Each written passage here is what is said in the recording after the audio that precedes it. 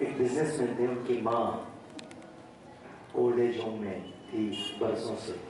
कुछ कम्युनिटी में बुरा नहीं माना जाता है, तो रखी थी, तो आना जाना था, पैसे वैसे सब देते थे। और एक दिन अचानक फोन आया कि आपकी माँ बहुत सीरियस है, आप आइए। जब वो पहुंचा तो माँ आखिरी सांसें ले रही थी, थोड़ा सा होश ही था, लेकिन डॉक्टर ने कहा था कि ये घंटे 2 घंटे की मेहमान है, अब जो बात कर रहे हैं गनीमत है। तो माँ के पास बैठा वो और उसको पूछा कि माँ कोई आखिरी ख्वाहिश कुछ, क्योंकि अमीर लोग थे वो, आखिरी ख्वाहिश।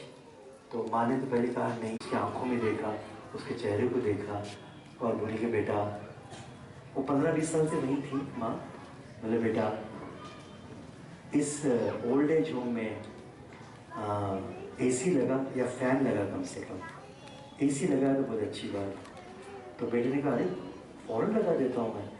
अरे इतने साल आप यहाँ रही, पहले क्यों नहीं बताया, मैं तो पहले लगा देता।